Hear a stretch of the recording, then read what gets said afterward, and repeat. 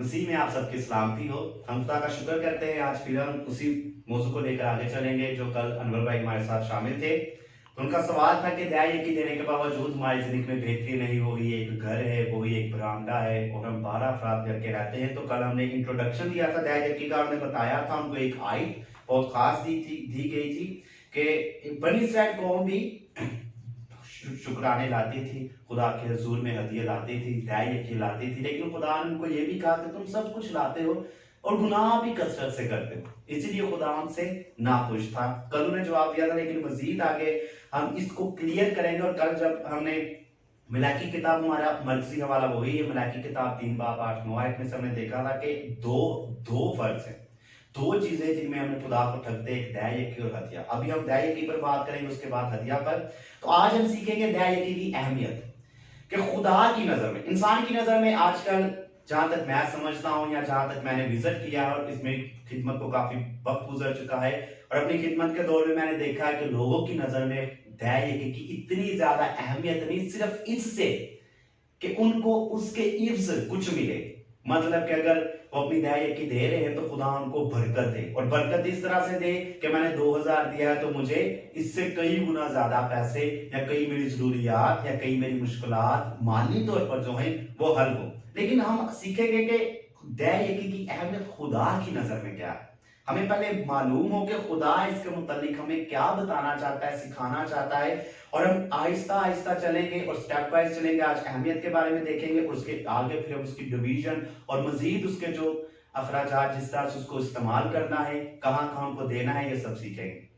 आज दया यकी की अहमियत, उसका हवाला है इस्तिशना 14 बाब 22 था 29 आयत। हम उसमें से देखेंगे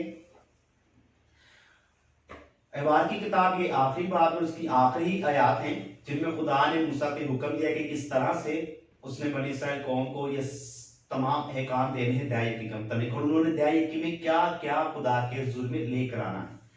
और जमीन की पैदावार की सारी दया यकी, ख्वाह वो जमीन के बीज की या दरख्त के फल की हो, खुदावन की है और खुदावन के लिए पाक है।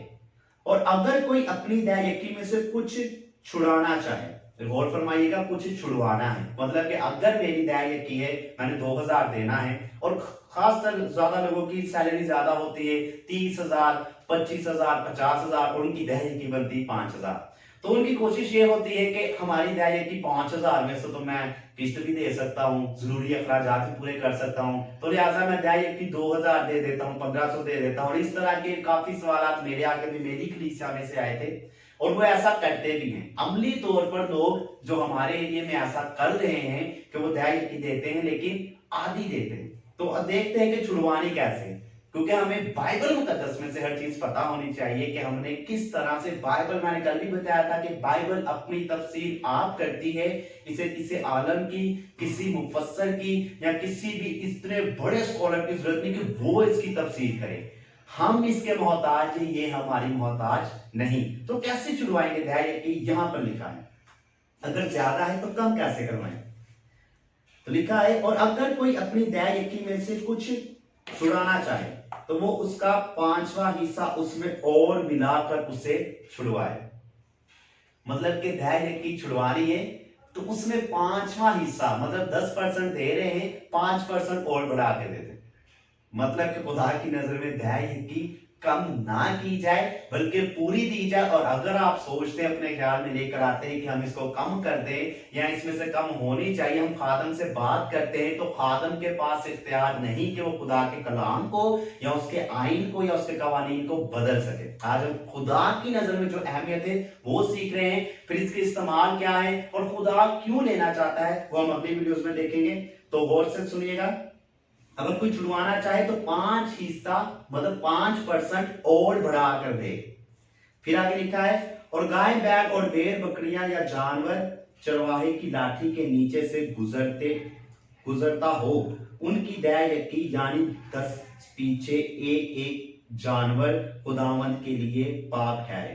कोई उसकी देखभाल ना करे कि वो अच्छा है या बड़ा है और ना उसे बदले, और अगर कहीं कोई उसे बदले तो वो असली का बदला दोनों मुकद्दस ठहरे और उसे खुदा का फिदिये में दिए जाए। मतलब कि अगर पहले इजनास पर दाय यकीन होती थी, पहले पैसे नहीं होते थे तो लोग इजनास पर दाय देते थे, अपनी फसल में से, अपने दरख्तों के फल में से, अपने अनाज में से, अपना आटा, चीनी, गेहूं, तेल, शहद, भेड़ बकरियां, 10 बकरियों के पीछे एक बकरी या भेड़, या 10 बैलों के पीछे एक भेड़, जो सबसे अच्छा, मोटा, खूबसूरत और ताजा हो, वो खुदा के लिए निकाला जाए। खुदा को कम या कोई ऐसी चीज नहीं देनी जो बेहतर नहीं थी कि ये मेरे इस्तेमाल में नहीं, ये दी जाए, खुदा उसे कबूल नहीं करता। इसीलिए खुदा ने काहिन और हाबिल में इसी वजह से तनाजा था कि काहिन खुदा के हुजूर में छांटी की हुई वो चीजें लेकर आया जो उसकी जरूरत में ज्यादा अच्छी नहीं थी, जो उसकी नजर में बेहतर नहीं। खुदा को वो देना है जो सबसे अच्छा हो।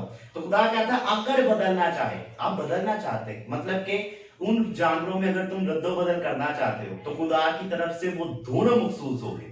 अब दोनों को देना पड़ेगा, पहले एक देना था और मोटा जानवर देख के रखने का, वो सोचे, सोचना, करना अलग की बात है, सिर्फ सोचना, गौर फरमाएगा, सोचना है तो दोनों देने पड़ेंगे, अगर नहीं देंगे तो सजा पाएंगे।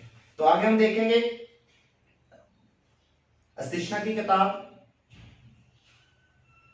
पहले हमने आभार की किताब पढ़ी 27 बाब उसका 30 और 34 आयत। अब हम अस्तिशना की किताब में से देखेंगे 14 बाब और उसकी 22 और 29 आयत।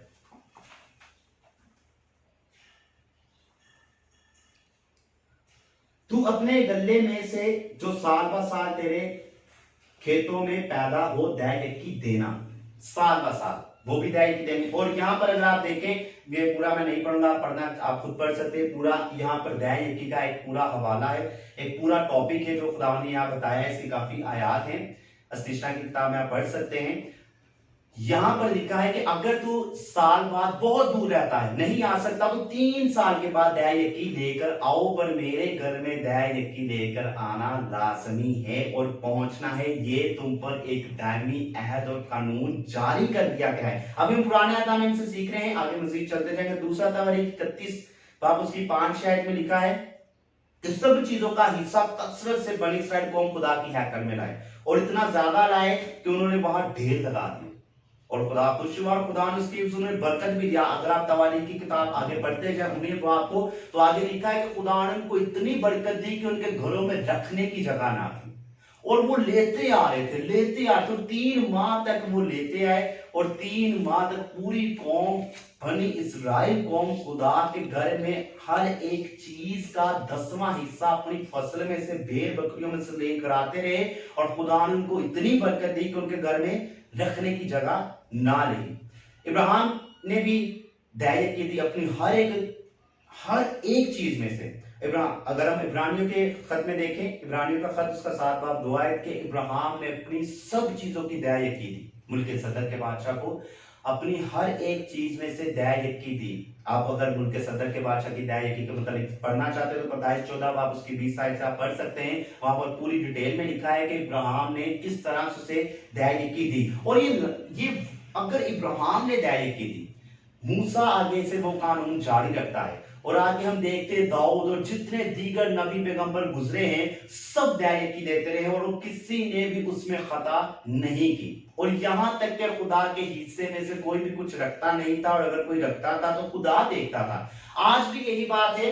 ये अनवर भाई का सवाल मैं फिर से दोहराऊंगा जो उन्होंने किया था कि हम तरक्की क्यों नहीं करते, उसकी वजह ही ये है ना दै का अच्छा इस्तेमाल हमें पता चलता है कहां हो रहा है, क्योंकि खुदा की राह पर जहां आप दे रहे हैं आपको पता होना चाहिए, और जब आप दे रहे हैं आप दे किस तरीके से रहे, आपकी सोच में क्या है, आपके दिल में क्या है, आप क्या समझ के दे रहे हैं कि खुदा को मेरी दै की क्या जरूरत है, या खुदा दै की क्यों चाहता है, या मैं क्यों दे रहा हूं। ये सब चीजें जब हम सोचते हैं, अपनी सोच में लेकर आते हैं, तो खुदा बरकत ही किस वसीले से हमें देगा, क्योंकि खुदा ने सख्ती से इन्होंने उसने कहा ठीक है अगर आप छुड़वाना चाहते हो दै की तो अपना कितना 5% और बढ़ के आएगा, मतलब के आप दै की में से कमी नहीं कर सकते। तो भाई अनवर से अगर ये वीडियो देखेंगे जरूर, उन्हीं का सवाल था, तो उनसे मैं कहना चाहूंगा कि आप जरूर इस चीज का ख्याल रखिए कि आप जब दै की दे रहे हैं तो उसमें कम तो नहीं कर रहे थे, आपके दिल में कोई ऐसी बात तो नहीं थी कि मैं दै की दे रहा हूं तो इसके मुझे खुदा इतनी बड़ी बरकत है। जब खुदा ने हमें जिंदगी दे दी, जिंदगी की सांसें दे दी, हमें जीने के वक्त दे दिए और हमारा घड़ी लम्हा वक्त हर एक जिंदगी अयामात सब कुछ खुदा के हाथ में है और खुदा ही अपनी मर्जी से लेकर चलता है। लेकिन सिर्फ इंसान जब गलती करता है, खता करता है, तो खुदा जो है इंसाफ करता है। खुदा कभी भी अपने अदल इंसाफ से नहीं मुकरता और ना ही अपने कवानीन को वो रद्द करेगा। अगर वो मोहब्बत के इस सिमरे में अपने कवानीन को लेकर खुद ही खत्म करेगा तो फिर अपनी बाइबल मुकद्दस के मुताबिक खुदा ही खुद जो है बेहतर तौर पर अमल नहीं ठहराता। इसीलिए पाक शख्सियत सिर्फ खुदा है और वो अपनी बाइबल मुकद्दस के मुताबिक हर एक काम करता है और जो कानून खुदा ने दिए हैं उनको खुदा कभी नहीं तोड़ता और ना ही कभी खुदा उनको बदलता है। इसीलिए जब खुदा ने कह दिया कि तुम गुनाह करते हो, बदी करते हो, जैसे मैंने कल हम उसकी किताब में से बताया था 4 बाब 4-5 आयत में कि तुम कसरत से दया यकी और हदिये लाते हो, शुक्रगुजारी की कुर्बानियां लाते हो, बहुत कुछ लाते हो, जल जलाल में आते हो और कसरत से गुनाह करते हो। इसका मतलब है कि खुदा उनके हदिये तो आ रहे थे लेकिन कबूलियत में नहीं आ रहे थे, क्योंकि अगर आप आमोस की किताब का पूरा गौर मुतालिया करें तो खुदा उनसे खुश ना था।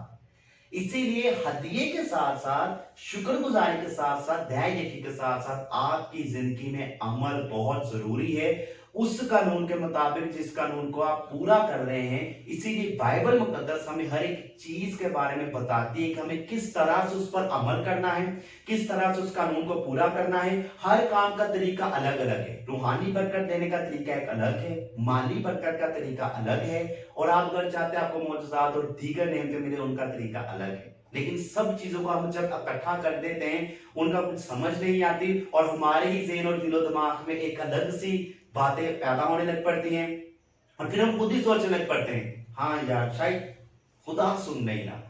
खुदा सुन रहा है, खुदा देख रहा है, खुदा जांच रहा है, खुदा की नजर में हर एक चीज है। अगर गैर कौम का शख्स कुरनीलियस के बारे में हम देखें मार्क की किताब 10 बाब में, तो वो गैर कौम का शख्स था लेकिन वहां लिखा है कि वो बहुत ज्यादा लोगों की मदद करता था, यहूदियों की हेल्प करता था, दीगर कौम की हेल्प करता था। तो खुदा ने अपने फरिश्ते को भेजकर पैगाम देकर पतरस को भेजा और कहा कि मैं उसके अमल से खुश हूं क्योंकि उसने ये सब काम मेरी शरीयत के मुताबिक किए, लिहाजा उसके पास जा और उसे बरकत दे।